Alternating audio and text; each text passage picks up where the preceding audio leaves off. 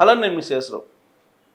మీరు వినబోయే ఈ న్యూస్ కొంత ఇబ్బందికరంగా ఉంటుంది, గుండెల్లో గుబేలు అంటుంది. ఎందుకనంటే కేంద్ర ప్రభుత్వం పరిశీలిస్తున్నటువంటి ఒక ప్రత్యేకమైనటువంటి చట్టం 10 ఏళ్ళు నిండినటువంటి డీజిల్ వెహికల్స్, 15 ఏళ్ళు నిండినటువంటి పెట్రోల్ వెహికల్స్కి ఇక పెట్రోలు డీజిలు పొయ్యరు, అమ్మరు, ఇవ్వరు. ఏ పెట్రోల్ బంక్ దగ్గరికి వెళ్ళి మీరు డీజిల్ పెట్రోలు పొయ్యమంటే ఎవ్వరు కూడా పోసే పరిస్థితులు ఉండవు, ఈ చట్టం కనుక ఇంప్లిమెంట్ అయితే. ఇది ప్రస్తుతం పరిశీలనలో ఉంది. అందుకే పరిశీలనలోనే ఉంది కాబట్టే మీకు ముందుగా ఈ సమాచారం నేను అందజేస్తున్నాను. వన్స్ అనౌన్స్ అయిన తర్వాత ఇంక అన్నీ అందరూ చెప్పేస్తారు. కానీ కేంద్ర ప్రభుత్వం పరిశీలిస్తున్నటువంటి అత్యంత వివాదాస్పదమైనటువంటి అంశం ఏంటంటే 10 ఏళ్ళు నిండినటువంటి డీజిల్ కార్లకి, అలాగే 15 ఏళ్ళు నిండినటువంటి పెట్రోల్ కార్లకి ఇంధనం లభించదు. ఎక్కడ? దేశవ్యాప్తంగా కాదు సుమా, కేవలం మెట్రో సిటీస్లో, కాస్మోపాలిటన్ సిటీస్లో ట్రాఫిక్ రద్దీ, కాలుష్యం ప్రమాద స్థాయికి పైకి వెళ్ళినటువంటి చోట్ల ఈ నిర్ణయం తీసుకునే అవకాశం ఉంది. భారత ప్రభుత్వం ఆ దిశగా ఆలోచన చేస్తుంది. ఢిల్లీ తీసుకుంటే ఏడాదిలో 180 రోజులు నివాసానికి ఆమోదయోగ్యం కానటువంటి ప్రాంతంగా గుర్తించింది పొల్యూషన్ కంట్రోల్ బోర్డు. సంవత్సరానికి 180 రోజులు నివాసానికి ఆమోదయోగ్యం కానటువంటి ప్రాంతం ఢిల్లీ. అలాగే పొల్యూషన్ కంట్రోల్ బోర్డు నిర్ణయించినటువంటి పరిమాణాలు ఏదైతే ఉన్నాయో ఆ పరిమాణాల కంటే ఎక్కువగా పొల్యూషన్ వెదజల్లేటువంటి సిటీస్లో హైదరాబాద్ ఉంది. రెడ్ జోన్లో చాలా ఏరియాలు ఉన్నాయి హైదరాబాద్లో. అలాగే బెంగళూరులో ఉన్నాయి, ముంబైలో ఉన్నాయి. ఇలాంటి మెట్రోపాలిటన్ సిటీస్లో పొల్యూషన్ తగ్గించడానికి ఇప్పటికే గ్రీన్ ఎనర్జీ వాడాలనేటువంటి అవేర్నెస్ కల్పించారు.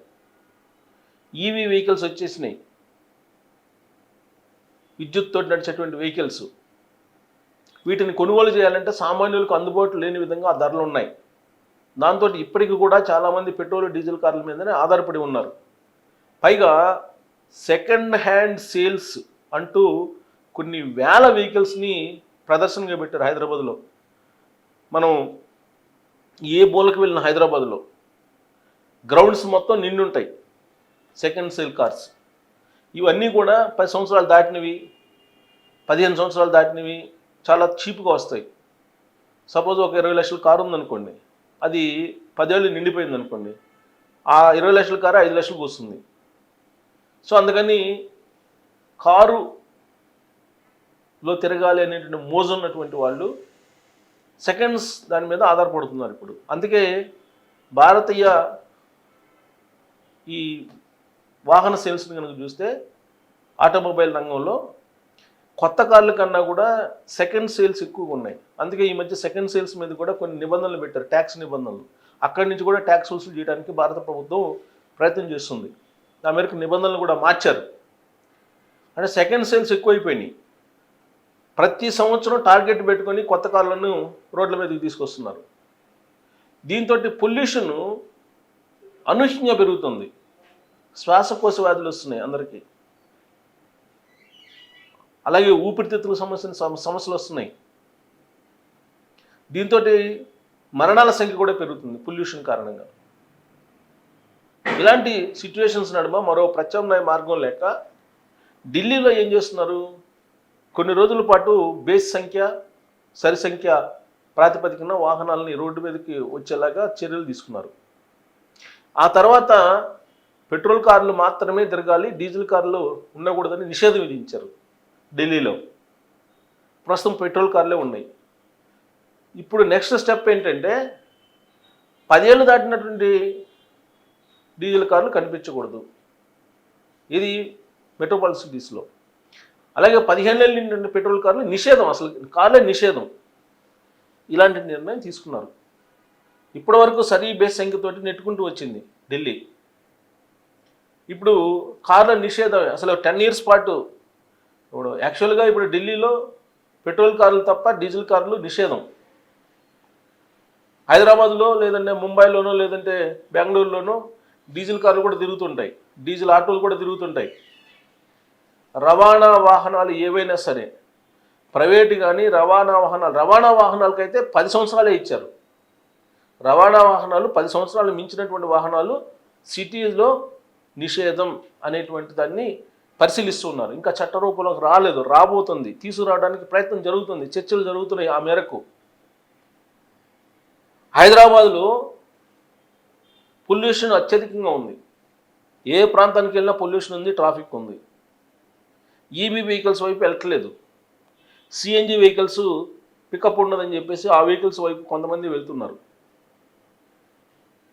ఇక ఎల్పిజి వెహికల్స్ అవి కూడా చాలా తక్కువ కొంటున్నారు, గ్యాస్ వెహికల్స్ స్మెల్ వస్తుందని. ఈవీ వెహికల్స్ ఏమో కాస్ట్ ఉందని చెప్పి కొనట్లేదు. కాబట్టి డీజిల్ పెట్రోల్ వెహికల్స్కే ఇప్పుడు చాలామంది ఇంకా కూడా కొనుగోలు సిద్ధపడుతున్నారు. రాబోయే రోజుల్లో వీటిని నిషేధించబోతున్నారు. నిషేధించేసి సిటీస్ వరకు 10 సంవత్సరాల పెట్రోల్ కార్లు అంతే. ఈ పెట్రోల్ 10 సంవత్సరాల తర్వాత ఒక్కటి కూడా కనపడకూడదు అని చెప్పి నిర్ణయం తీసుకోబోతున్నారు.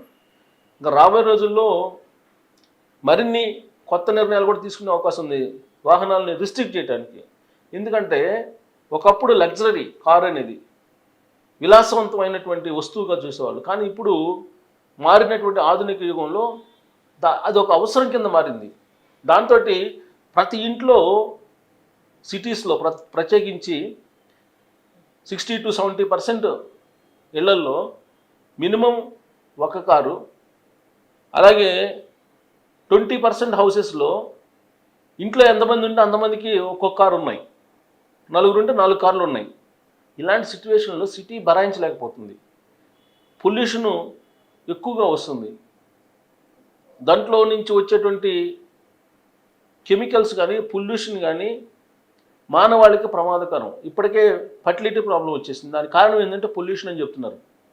సో ఈ పొల్యూషన్ తగ్గించకపోతే మానవాళికే ప్రమాదం. అందుకే ఈ వెహికల్స్ని నిషేధించాలి. వ్యక్తిగతమైనటువంటి వాహనాలు కానీ లేదా రవాణా వాహనాలు కానీ 10 సంవత్సరాలు దాటితే నిషేధించాలి అనేటువంటి నిర్ణయం తీసుకోవాలని కేంద్ర ప్రభుత్వం భావిస్తూ ఉంది. మరి ఈ నిర్ణయాన్ని మనం స్వాగతిద్దామా, లేదంటే ప్రత్యామ్నాయ మార్గాలు ఏమైనా ఉన్నాయా అనేది మీరు ట్రోల్స్ రూపంలో తెలియజేయచ్చు. Thank you.